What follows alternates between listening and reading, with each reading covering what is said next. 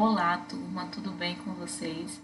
Estamos aqui para mais uma aula da matéria de Clínica Médica e hoje nós vamos falar sobre as disfunções urinárias, tá?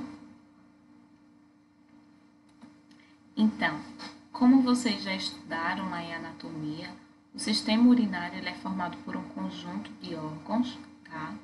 Normalmente, uma pessoa ela possui dois rins, tá? Que são órgãos do sistema, o principal órgão do sistema urinário. Cada rim possui uma estrutura conhecida como uréter. Então, como vocês podem ver aqui nessa imagem, tá? Então, temos dois rins, cada rim vai possuir uma estrutura conhecida como uréter, que vai levar a urina produzida lá nos rins para a bexiga, tá?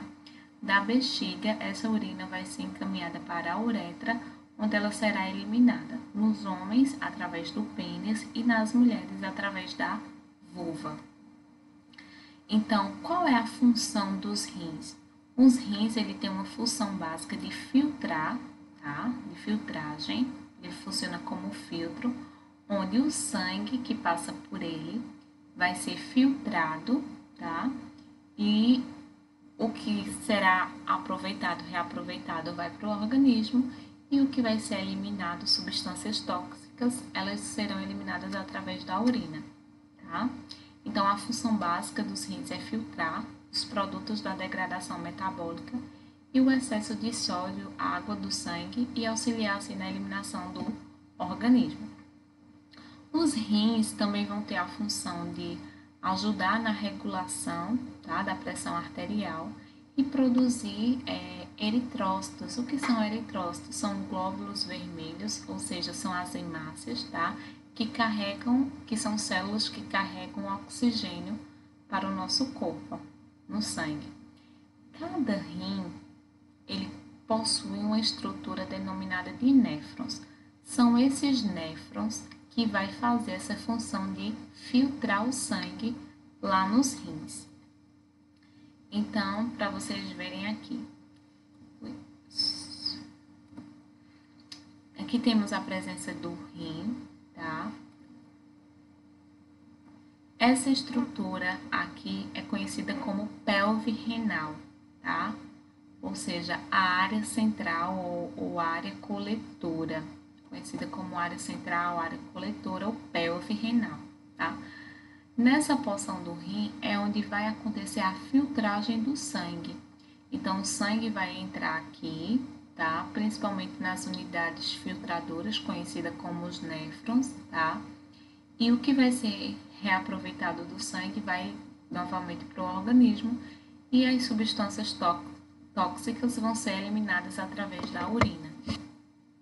Então, o néfron ele é constituído por uma estrutura redonda e oca, conhecida como cápsula de Bowman, que contém uma rede de vasos sanguíneos conhecida como glomérulo. Tá? Então, o conjunto da cápsula de Bowman com o glomérulo forma uma estrutura conhecida como corpúsculo renal. Então, só para vocês visualizarem, temos o rim, tá? Essa porção interna do rim é conhecida como pelve renal, onde vai estar a presença dos néfrons, que são unidades filtradoras do sangue, tá? Onde vai produzir também a urina. E aqui é o corpúsculo de Bowman, como eu falei para vocês, o corpúsculo de Bowman vai ser constituído por um conjunto de néfrons pelas unidades filtradoras.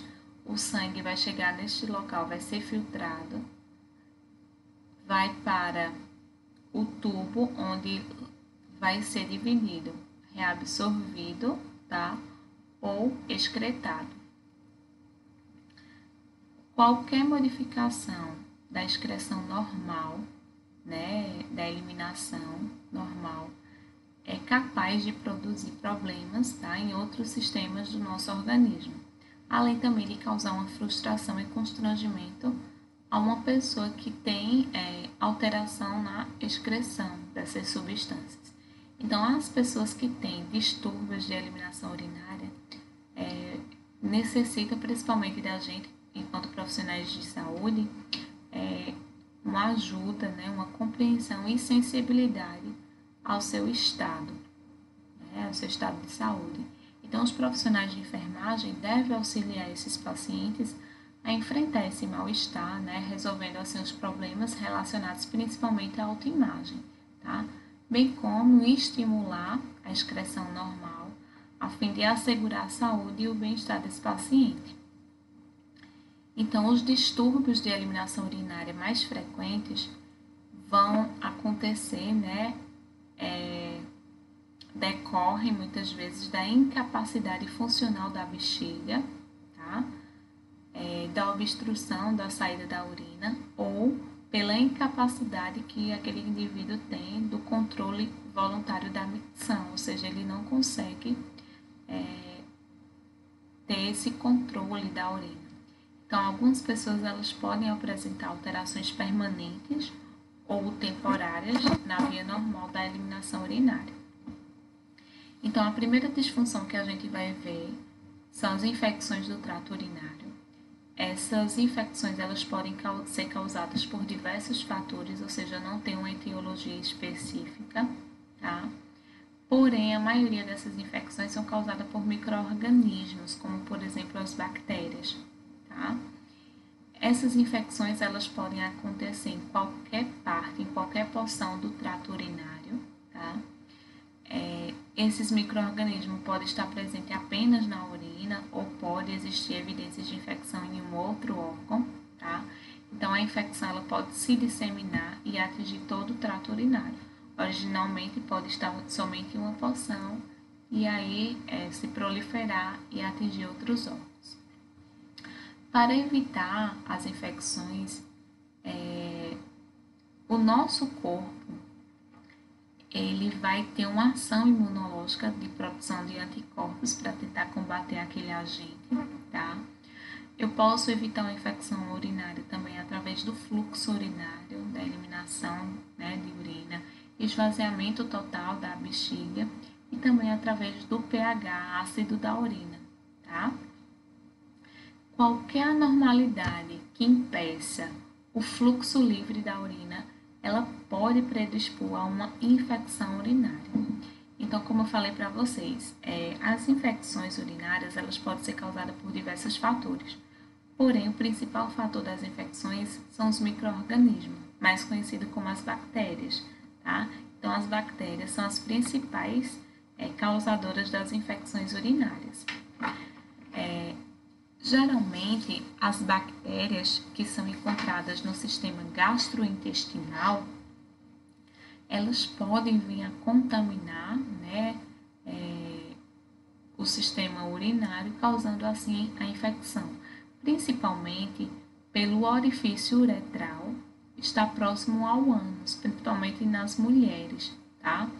Então, a infecção urinária muitas vezes é mais frequente nas mulheres do que os homens, justamente por conta disso.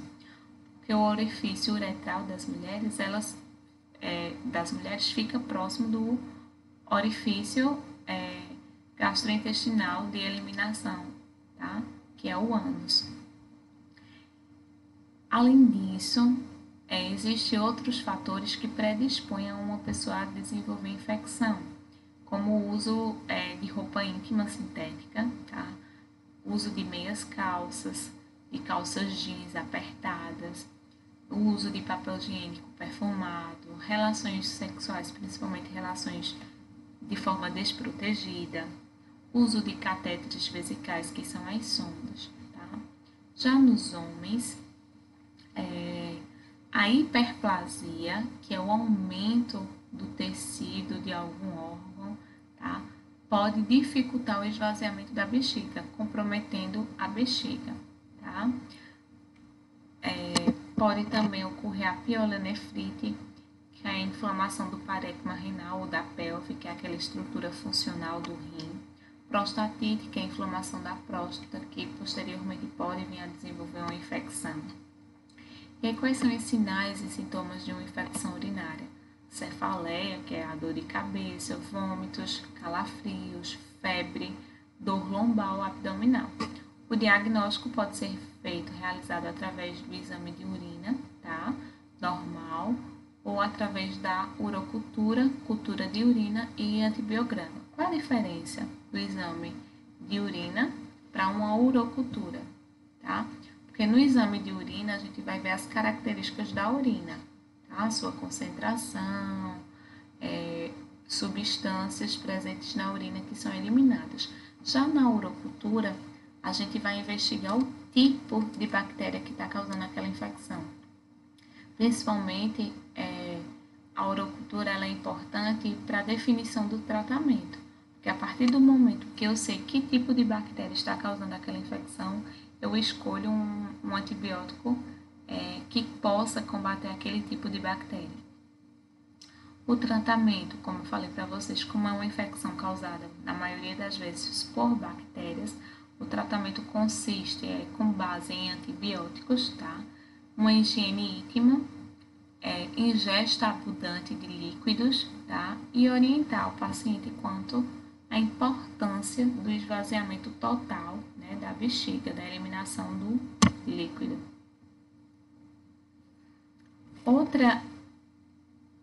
Outro distúrbio, né, urinário frequente são as cistite. O que é a cistite? Cistite ela vai consistir, né, na inflamação da bexiga. Geralmente, essa inflamação ela é iniciada na uretra, tá? Causada mais frequentemente por micro-organismos. E esses micro-organismos vão causar uma infecção, né? E essas cistites, elas são causadas principalmente por uso de sondas vesicais ou por uso de equipamentos de exame como o citoscópio. O citoscópio é um aparelho muito semelhante a um endoscópio.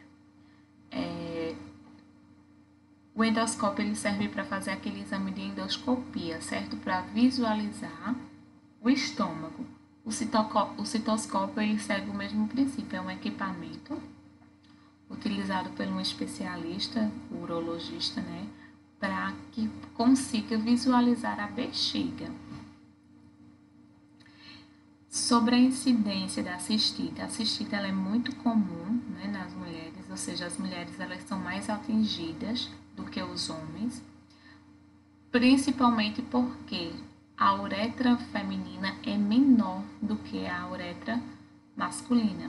E também porque a uretra feminina ela está mais próxima do ânus, tá? Que é um local contaminado e que possui bactérias.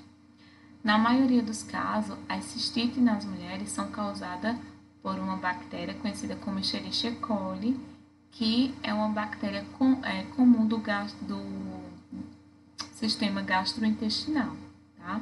Então, muitas vezes, pela limpeza incorreta, né, a higienização íntima, pode levar bactérias para o trato urinário. Então, destaca-se que o aumento das infecções urinárias, elas também podem estar associadas à atividade sexual, porque o órgão, né, ele fica exposto. Já em relação aos homens, a cistite geralmente ela é de causa secundária, tá? Então, para que um homem venha desenvolver a cistite, é porque ele já teve algum outro problema, seja como, por exemplo, uma infecção de próstata, que pode vir a desenvolver uma cistite, uma infecção do epidídimo ou de cálculos vesicais. Então, a cistite nos homens, na maioria das vezes, vai ser de causa secundária, vai ser uma causa secundária, tá? Ocasionada por algum outro distúrbio. Em pacientes que já tiveram alguns problemas neurológicos, né? Tem algum distúrbio neurológico, alguma disfunção neurológica, geralmente esses pacientes, eles apresentam uma incontinência urinária, tá? Ou seja, eles não conseguem controlar a micção, tá? Eles não têm esse domínio de prender e eliminar de forma voluntária e espontânea a urina. Quanto às manifestações clínicas da cistite, né? Os indivíduos eles podem apresentar uma urgência miccional, ou seja, a necessidade extrema de usar o banheiro naquele momento, tá? Que sente essa necessidade de urinar.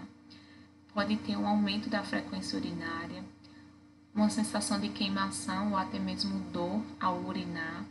E também pode acontecer piúria, que é a presença de pus na urina, bacteriúria, presença de bactérias, hematúria, que é a presença de sangue na urina, e o paciente também pode apresentar uma forte dor na região suprapúbica, que é na porção inferior do abdômen. O diagnóstico da cistite é baseado, no exame de urina, tá? Que é o exame de elementos anormais sedimentados, onde vão ser pesquisados as características da urina e a presença de substâncias anormais, como por exemplo, presença de pus, presença de sangue ou bactérias. Já nos casos em que os sintomas, estão evidenciando que é uma infecção, ou quando é necessário saber qual é o agente causador daquela infecção e o antibiótico que vai ser utilizado, o médico ele solicita a urocultura ou a cultura de urina. O tratamento, por ser uma infecção causada por bactérias, na maioria das vezes, o tratamento é com base em antibióticos, tá? E a enfermagem, ela fica com o papel de orientar sobre a importância de se tomar todas as doses prescritas da medicação, mesmo que esse paciente ele apresente um alívio imediato dos sintomas, tá?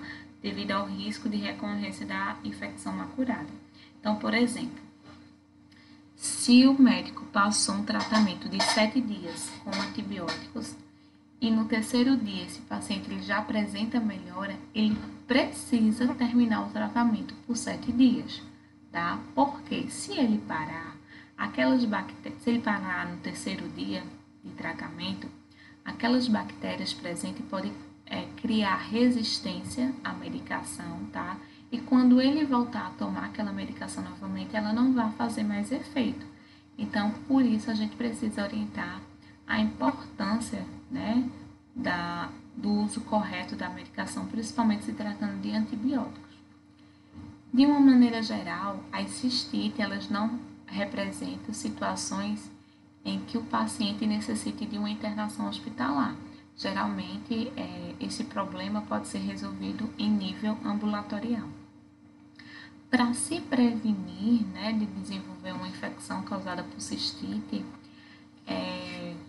a gente pode orientar as mulheres, por meio da orientação da higiene íntima adequada, uso correto de papel higiênicos, após urinar, o esvaziamento frequente da bexiga, inclusive após relações sexuais, por diminuir assim a quantidade de micro-organismos dos genitais femininos e visitas periódicas ao ginecologista. Quanto às intervenções de enfermagem, a gente pode estar orientando a aplicação calor e banhos de imersão quentes que vão ajudar a aliviar a dor e também ajuda a diminuir a urgência miccional, estimular que esse paciente tenha o aumento da ingesta líquida, para promover assim o aumento da diurese e eliminar as bactérias do trato urinário através da urina, orientar o esvaziamento completo da bexiga, orientar que esse paciente não prenda essa urina e ir ao banheiro, esvaziar essa bexiga a cada 2 ou 3 horas, com o intuito de reduzir a quantidade de bactérias para não acontecer uma reinfecção. E aí lembrar alguns cuidados na coleta de urina para a cultura, que é oferecer um recipiente estéril, orientar quanto à higiene da genitália externa e desprezar o primeiro jato de urina e colher o restante. E aí, a gente para por aqui nesse primeiro vídeo. Sobre a retenção urinária, a gente continua daqui a pouco, tá certo?